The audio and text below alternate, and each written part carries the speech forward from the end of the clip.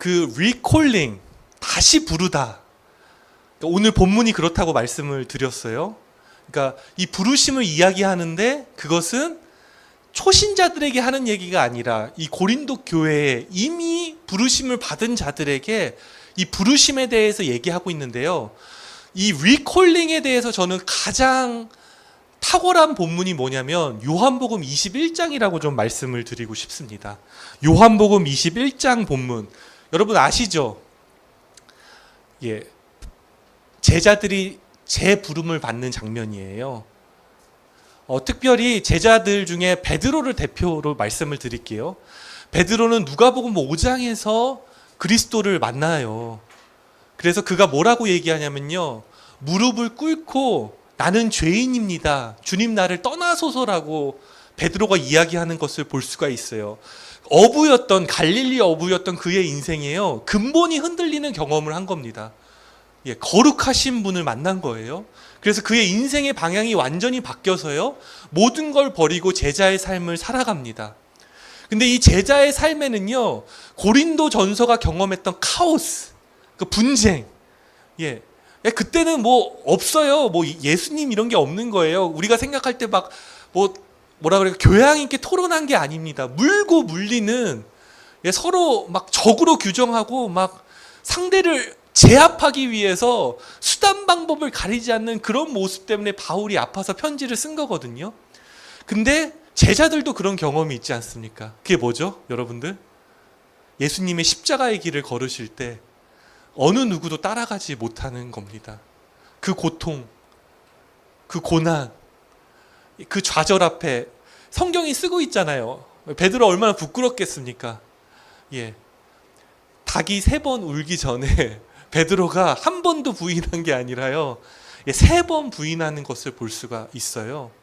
근데 여러분 아실게요. 이 베드로가요. 이 리콜링을 경험한 이후에 그가 했던 설교는 뭐냐면 대단한 일들을 설교한 게 아닙니다.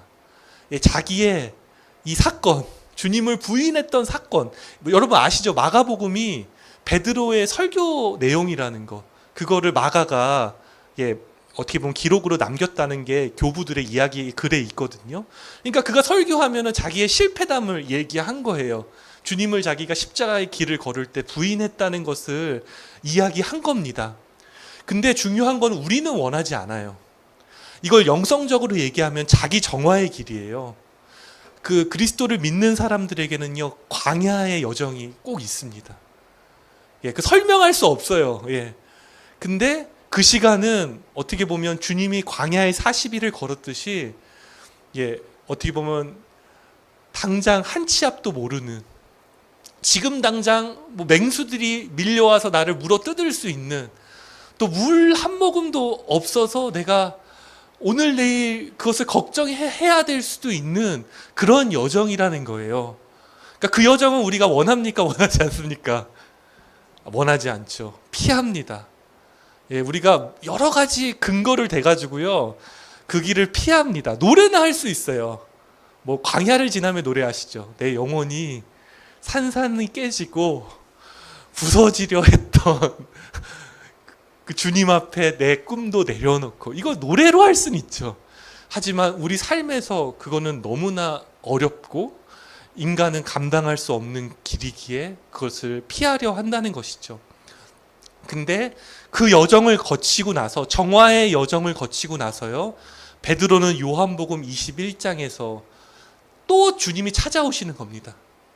내 실패한 삶의 현장에 내가 주님을 선택하는 게 아니에요. 아까 택한다고 했죠. 부르심이라는 건 회심하고 다르잖아요. 그죠? 회심은 내가 돌이키는 거죠. 내가 방향을 바꾸는 거예요. 그게 아니라 이 요한복음 21장을 보면 실패하고 소명을 잃어버리고 다시 어부지라는 그에게 찾아오시는 주님께서 다시 자기를 돌아볼 시간을 주시는 겁니다. 이 시간이 너무나 중요해요. 여러분, 어제와 똑같은 오늘, 그런 오늘은 누구나 맞이할 수 있어요. 하지만 여러분들, 성찰의 시간을 거친, 마치 조개가요, 끊임없이 그 모래가 자기에게 상처내는 그 시간을 거치면서 진주가 되기 위해 그 보내는 그 시간을 지난 꿈은요, 우리가 갈망해야 됩니다. 새로운 역사가 꿈틀대고 새로운 희망이 꿈틀대는 그러한 일이라는 거 여러분들 기억하시기를 바랍니다. 그러면서요, 요한복음 21장을 보시게 되면은 한 부분만 보려고 해요. 왜 우리에게 리콜링을 하시는가? 다시 부르시는가? 그게 이제 15절부터 17절까지 나와 있어요. 조반을 먹은 후 예수께서 시몬 베드로에게 이르시되 요한의 아들 시몬아, 내가 이 사람들보다 나를 더 사랑하느냐? 이 질문을 하시는 거예요. 여러분들 혹시 혼란을 겪고 계십니까? 인생에 설명할 수 없는 고통을 겪고 계시는 분들, 그렇다면 당장 문제가 해결되면 가장 좋겠습니다. 하나님이 그 장애물을 그냥 싹 치워주시면 좋겠어요. 여러분, 문제가 딱 해결되면 좋겠어요. 근데 더 중요한 게 있다는 거예요. 주님이 그거를 남겨두신 이유가 있다는 거예요. 우리의 응답이 더딘 이유가 있다는 거예요. 그게 주님께서 다시 찾아오셔서 우리에게 질문하시기 원하시는 겁니다. 그게 뭐냐면, 네가 나를 더 사랑하느냐? 근데 3번 물으세요. 3번 부인한 베드로에게 3번 물으십니다. 근데 이 질문의 의미가 뭐냐면요, 이것은 주님께서 우리를 우정의 관계로 부르시기를 원하신다는 거 여러분 아시면 좋겠습니다. 이제는 추종의 관계, 주인과 종의 관계가 아니라 친구의 관계로 부르시려는 거예요. 그 근거가 뭐냐면, 이 3번을 질문하는데 여러분 설교 많이 들으셨을 거예요. 이 사랑하다라는 이 단어의 헬라어가 뭔지 아세요? 이게 우정을 뜻하는 필레오일 것 같으세요? 아니면 신적인 사랑을 얘기하는 아가페일 것 같으십니까? 주님이 사랑하느냐 할 때 여러분 어떻게 부르실 것 같아요? 이제 내가 너를 위해서 죽기까지 했으니까 너 아가페 할 수 있어? 나를 위해 다 바칠 수 있어? 너도 이제 신적 사랑을 해야 될 거 아니야? 내가 이만큼 너한테 해줬는데 왜 너는 못해? 이렇게 하실 것 같습니까? 아니면 우정으로 부르실 것 같습니까? 제가 좀 의도를 가지고 얘기하는 것 같은데, 근데 정답은 이제 필레오가 2번이에요. 앞에 2번의 질문은 우정으로 물으시는 거예요. 그리고 마지막은 아가페로 물으십니다. 근데 저는 이 앞에 필레오로 부르신 주님 앞에 좀 주목을 해보고 싶어요. 주님이 우리를 친구로 부르시는 겁니다. 여러분들 친구 한번 상상해 보세요. 제일 친한 친구. 그래서 여러분 힘들 때 전화할 수 있는 친구, 나눌 수 있는 친구. 그 친구가 친구일 수 있는 조건은 뭘까요? 저는 2가지라고 생각을 합니다. 첫 번째는 대등해야 됩니다. 우정론에 대해서 얘기합니다. 신앙의 우정론. 대등해야 돼요. 2번째는 사심이 없어야 됩니다. 근데 물어보고 싶어요. 주님과 우리는 대등할 수 있나요? 친구가 될 수 있어요? 의도가 있을 것 같죠. 생각하는 거 반대일 것 같죠. 근데 제가 먼저 말씀드리고 싶은, 여러분 분명히 아셔야 될 게, 주님과 우리는 친구가 될 수가 없습니다. 거룩하신 하나님과 우리 평범하고 때로는 너무나 인간적인 우리가 친구가 될 수가 없어요. 우리는 사심이 없을 수가 없어요. 사심을 가지고 주님을 만나고 신앙적인 답을 얻기 원하죠. 근데 이 우정관계가 성립하는 이유는 우리 때문이 아니라는 걸 꼭 기억하세요. 그분이 우리를 우정관계로 부르신 겁니다. 그분이 사심 없이 자신의 전부를 내어주심을 통해서 우리를 정말 놀라운 게 대등한 관계로 불러주신 거예요. 저는 오늘 말씀드리고 싶은 게, 우리의 새로운 여정은, 물론 이 여정을 통해서 우리는 깨달아요. 나는 주님과 친구가 될 수 없구나. 나는 죄인이구나. 하지만 그보다 더 중요한 것은요, 가능성이에요.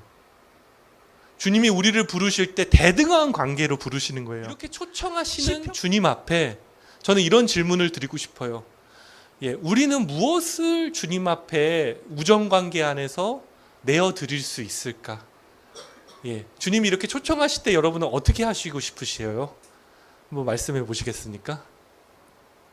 자신의 전부를 내어서 우리가 친구일 수가 없는데 우리를 친구로 부르신 주님, 예, 그분 앞에 우리는 뭘 해주고 싶으세요? 여러분, 순종, 네, 너무 좋습니다. 예, 순종을 하시고 싶으사고 집사님 말씀하셨는데요. 네, 너무 아름다운 단어 같습니다. 예, 저도 그러고 싶습니다. 또 어떠세요, 여러분들? 어떻게 하고 싶으십니까? 네, 예, 순종 너무 좋고요. 저는 어떤 큰 걸 하기 전에 저는 먼저 신뢰를 드리면 어떨까, 이렇게 한번 여러분께 조심스럽게 말씀을 드리고 싶어요.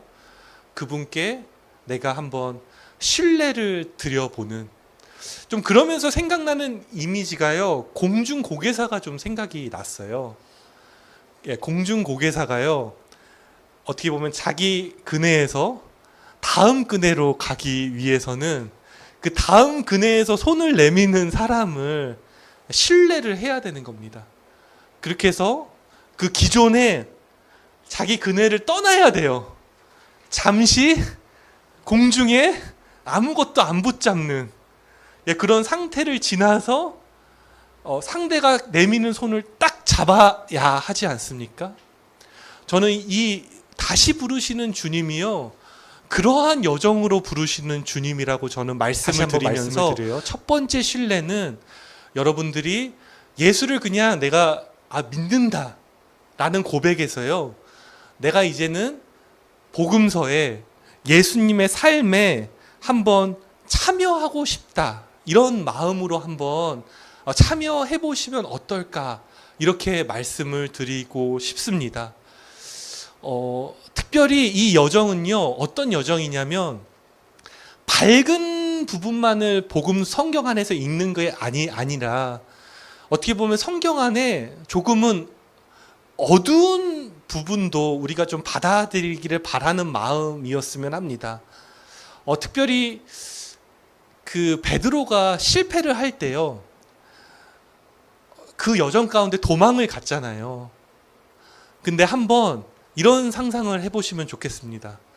베드로가요, 다시 그 십자가 도상으로 가는 겁니다. 그 십자가 도상에 가서 한 번은 이제는 주님께서 누구든지 나를 따르려거든 십자가를 지고 나를 따르라는 그 말씀 앞에 한번 십자가 곁에 가보는 겁니다. 어떠실 것 같으세요? 가고 싶으세요? 예, 마치 구레네 시몬처럼 나도 참여하고 싶으십니까? 한번 여쭤보고 싶어요. 근데 이제 제가 말씀드리고 싶은 거는요, 저는 거기에 우리가 다시 시작할 신앙의 답이 있다고 말씀을 드리고 싶어요. 그러니까 저는 좀 방황을 많이 했습니다. 그래가지고 좀 부끄러운 얘기지만, 그러니까 저는 제가 이제 어떻게 보면요, 이제 다시 시작하기까지 한 1년 6개월의 시간을 좀 목회자로서 어떻게 보면요, 좀 내려놓는 시간들을 가졌었거든요. 그래서 진짜 이제 세상에 나가서 한번 일을 해봤어요. 그냥 저희 가평에 사는데 그 동네에서 할 수 있는 일들을 이제 닥치는 대로 한 거예요. 그래서 낮일도 하고 밤일도 하고 밤새서도 일을 하고 이제 그렇게 보냈었거든요.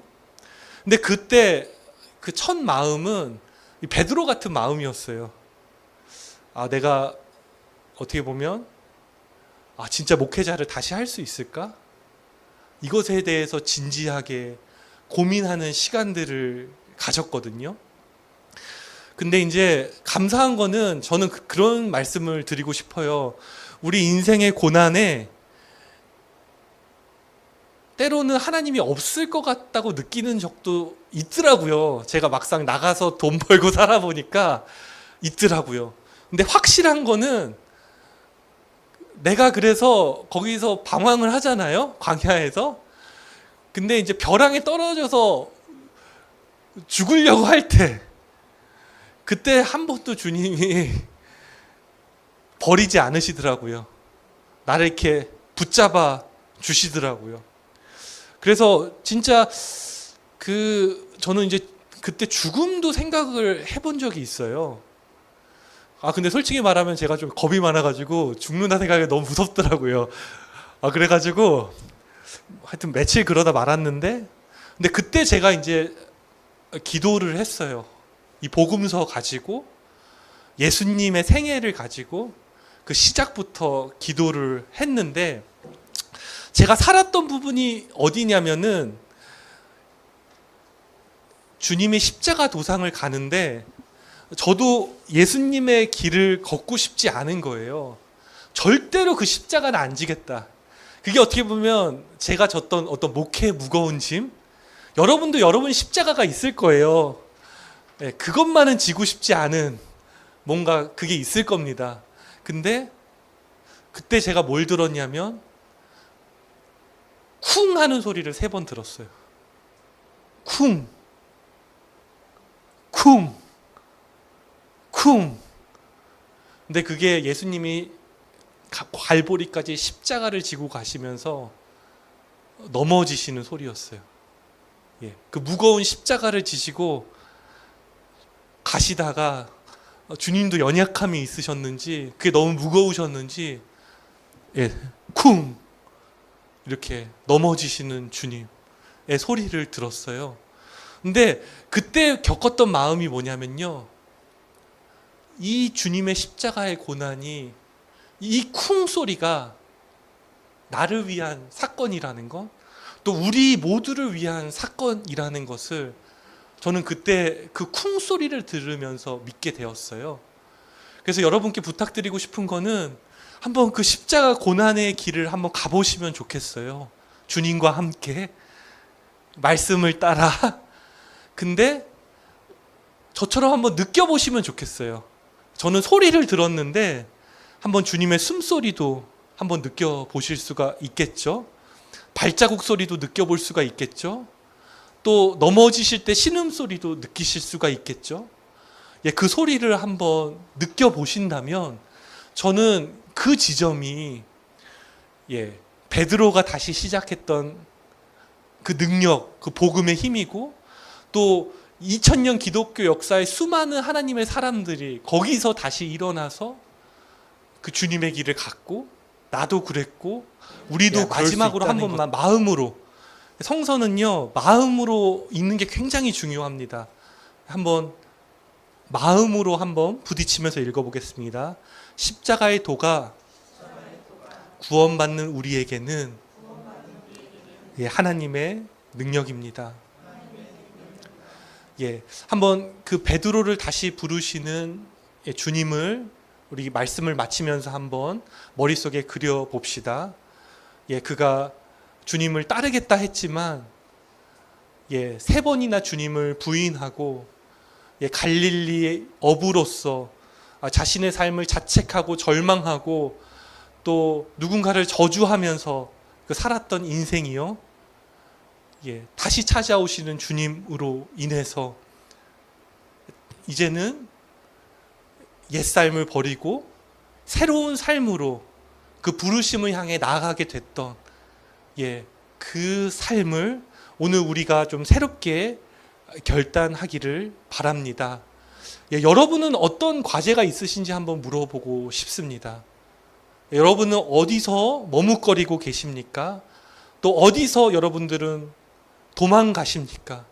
주님이 우리를 그 정화의 길로 부르시고 우리를 그리스도의 장성한 분량으로 그리스도의 성품에 참여하는 생애로 부르시는데 혹시 우리가 귀를 닫고 있지는 않는지, 마음을 멀리하고 있지는 않는지, 이제 다시 그 십자가의 길에, 그 십자가의 도상에 이르러서 걸으시는 주님과 여러분 함께 그 길을 나서시지는 않겠습니까? 거기에 새로운 생명력이 움틉니다. 여러분들, 그 겨울을 지나 그 봄이 왔을 때 그 봄에 새싹이 나듯이 우리 생에도 그러한 생명력이 그리스도 안에서 움트고 자랄 수 있음을 여러분들 갈망하고 소망하시면서 함께 오늘 말씀을 기억하시기를 바랍니다. 십자가의 도는 구원을 받는 우리에게 하나님의 능력입니다. 아멘.